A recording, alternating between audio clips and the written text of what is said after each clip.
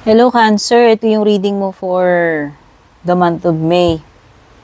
Tingnan natin yung mga ganap, mga posibilidad, mga mensahe or dapat mong malaman. Thank you so much for dropping by para manood dito sa aking reading bago man po kayo or matagal na. Don't forget to subscribe, like, follow. Pwede rin po kayong mag-leave ng like dyan, comment. Share na rin po itong ating reading. Malaking tulong po yan. At thank you sa mga nag-avail na membership, subscription. Mga nagbibigay ng star, super thanks. At yung mga nag-avail ng private readings. Private readings, tingnan nyo na lang po nakalagay sa description lahat ng details.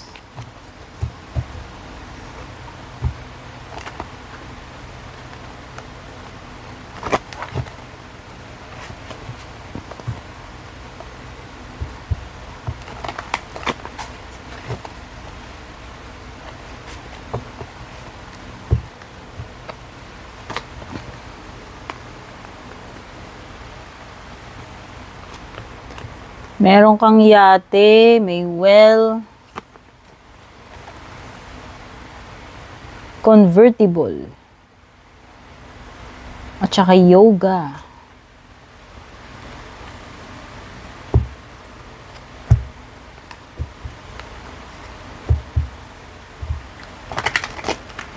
By the way, Cancer, lahat ng readings ko dito ay timeless. Kaya kahit balik-balikan mo yan, puntaan mo yung iba dyan kahit matagal na.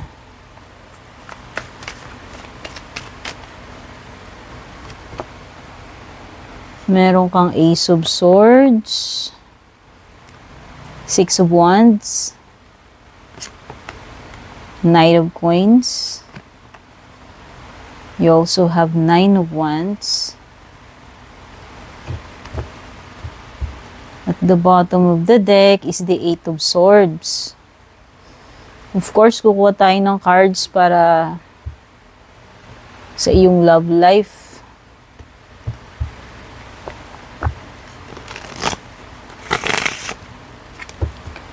By the way, mga zodiac signs na meron dito, pwedeng may Gemini, Cancer, Libra,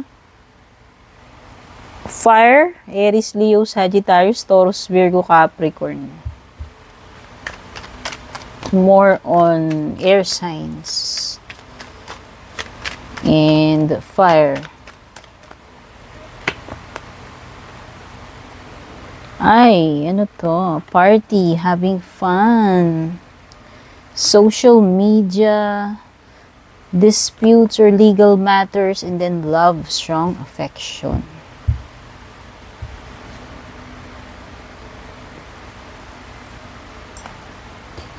Kunin na natin tong yate.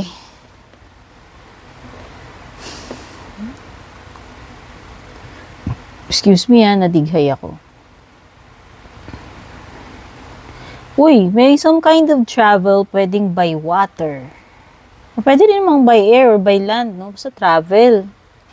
Pero more on adventuring to eh. So, meron kang, ano ba to, bakasyon, cruising, di promise, or tour, no? Let's say, gusto mo pumunta sa Europe, baka may Euro tour ka, o, di ba?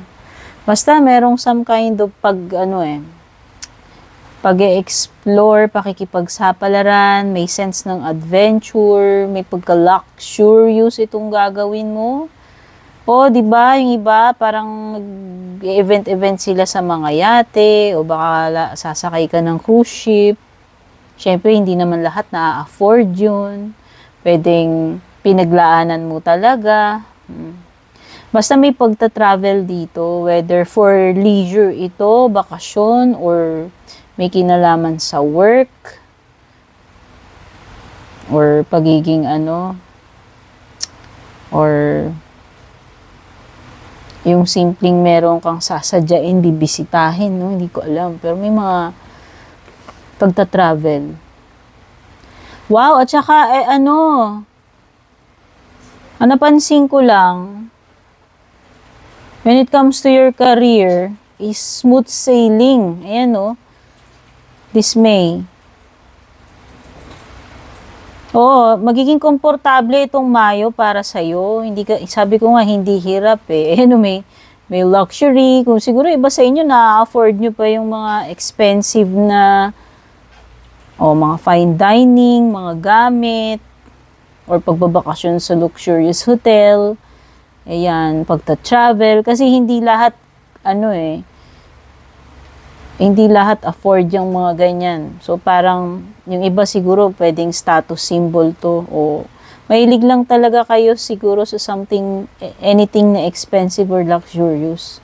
Kasi siguro, ang paniniwala nyo, you deserve this. No? Lalo na kung pinaghirapan nyo naman. Okay? So, masyadong extravagant itong bagay na to, kung ano man tong gagawin mo, or ewan ko kung yayayain ka ba dito, kung meron ka bang marireceive na something.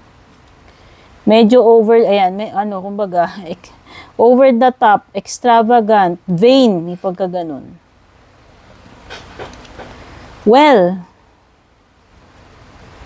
pag sinabi nating well, di ba, yung malalim yung, pinaguhugutan ng tubig. So, maraming tubo. So, maybe this is something na deep-seated cancer. Malalim yung, pinanggagalingan nitong bagay na to. No, pwedeng issue, samaan ng loob, or kung ano man. Pero malalim. Halimbawa, may nararamdaman para sa'yo or nararamdaman ka about this situation or about this person. Malalim yan.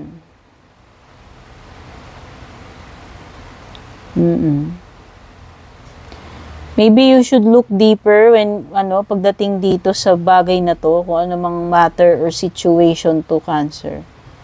Alamin mo yung kailaliman neto.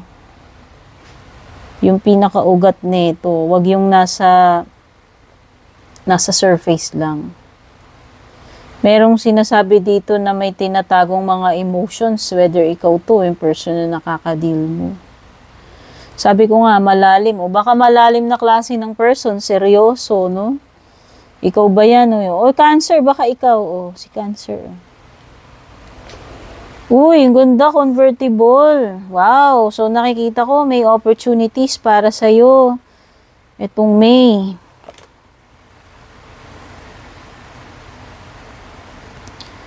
Grabe, magkakasunod-sunod na opportunities ito para sa'yo, Cancer. Kabi-kabilaan. Mayroong something dito na kabi-kabilaan, many options. Ang maganda kasi talaga dito, makakapili ka. Oo. Yung iba dito, ma-achieve nyo na tong gusto ninyong pagbabago or freedom. Yung iba sa inyo, makakapag-enjoy na kayo ngayong May. Ewan ko, meron sigurong kayong something na i-give up na or i-detach nyo na yung sarili nyo dito, kaya kayo magkakaroon ng pagbabago at freedom. Mas ma-enjoy nyo na yung sarili ninyo. Siguro, no strings attached, no BS, whatever. Maybe, yung makakadeal ka ring person na two-faced, ayan, may binabanggit dito. Basta, alam mo, hindi ka mauubusan ng posibilidad dito or merong backup. Kasi may preferences, alternatives ka at many options.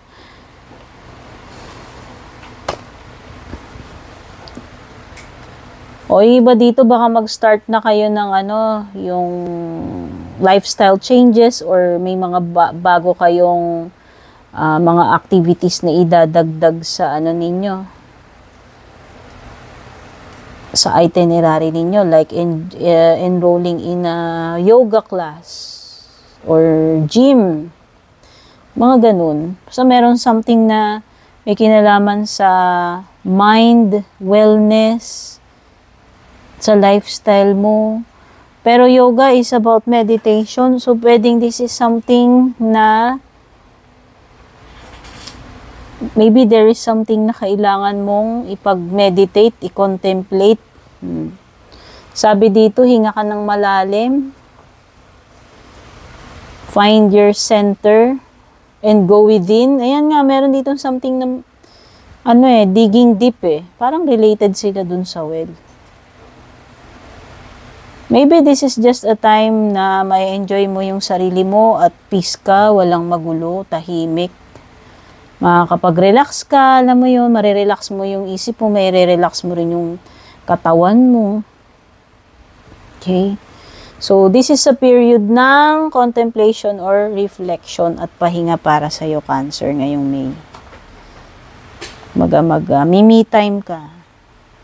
Wellness time.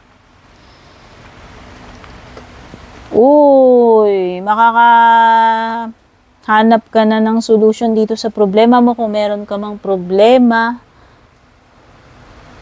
Kung naghihintay ka ng sagot, kumpirmasyon, yun din yung indication nitong Ace of Swords, Cancer.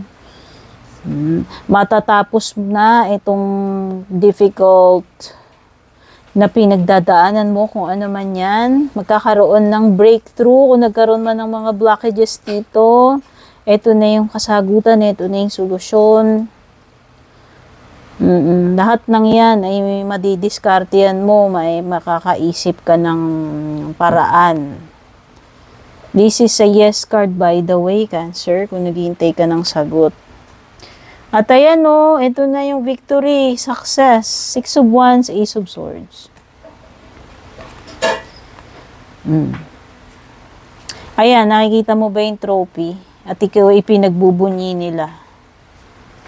Oh, ito na nga yung sinasabi ko, successful outcome. Getting what you deserve. Kung ano man itong deserve mo. At nakikita ko, you deserve, you deserve yung mga papuri nito mga tao sa paligid na to. Compliments or kung ano man ito. You deserve the credit kasi ikaw ang nagpakahirap dito eh. Ikaw ang nakaisip. Idea mo to eh. Kaya dapat lang. At nakikita ko yung iba dito, baka may competition or something, may trophy. Ibig sabihin, pwede kang manalo. So, ano naman tong sasalihan mo. Ayan o, matutuwa sila sa'yo. Makaka-receive ka ng attention. Mapapabilib. Papalakpangan ka. Basta in short, nasa spotlight ka, ma-attract mo yung attention nila. Sino man tong mga to. Mai-impress sila sa'yo. Pwedeng sa workplace, pero pwede rin namang hindi. Ayan, nakikita ko rin na magiging very busy ka. May mga bagay na tututukan ka. Ayan, siguro may mga tatapusin ka. Hindi ko alam kung maraming deadlines or napakaano mo lang talaga, napakasipag mo ngayong May. May pagkakaabalahan ka rito. Ayan, oh.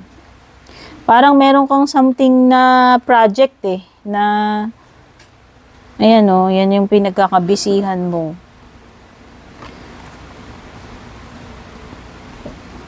Marami sigurong trabaho. Or super hectic. Super hectic siguro yung yung mga schedule mo.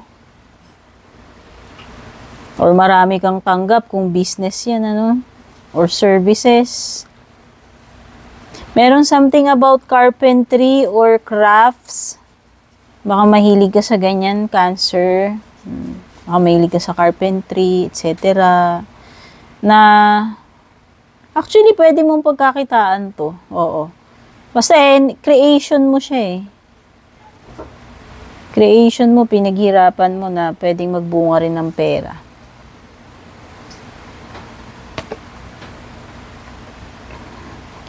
Some of you need to set boundaries ngayong May.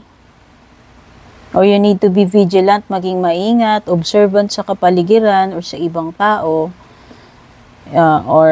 Basta meron something dito na dapat paghandaan mo. Pagiging Boy Scout or Girl Scout, no? Hindi lang yung good stuff paghahandaan natin, minsan pati yung dapat pag dumating yung worst, handa rin tayo, diba? Basta meron ditong waiting, kung sino man ito. Baka susuko, yun lang sinasabi ni Nine of Wands. Pagod, pero hindi susuko.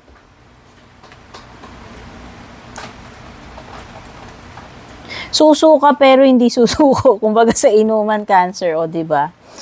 Yon. Ayan na nga. Alis ka na dito sa situation na to. You have the 8 of Swords and the Ace of Swords. Kung ano man ito, Cancer. Freedom. Freedom is coming. Solutions are coming. A breakthrough is coming. Kaya magbabago na yung situation mo. Ikaw din ang magiging susi dito. Kumbaga yung mindset mo on how you see things. Kumbaga yung pinaka-perspective mo. O baka may mga ganong realizations. Love life mo, merong nag-i-stalk sa'yo, sinusubaybayan ka sa social media mo. Kaya lang may mga sabit tong connection na to. Bahala na po kayo mag-identify. Energy mo ba to? Energy ni person mo. Hindi kayo nakakaalam yan. Okay, I can sense something na parang magsisimula kayo sa fun or nagsimula kayo sa fun but eventually ending up mess. Alam mo yan, it will end up sa pagiging complicated or messy kasi merong mga legal matters dito. Ayan. Pwedeng kasal ka na, kasal siya, pareho kayo, basta meron ditong kasal na. Pwedeng magka-chat kayo sa social media, kayo nagko-connect na itong tao na to. Ayan may jowa na to or may asawa na. Pero may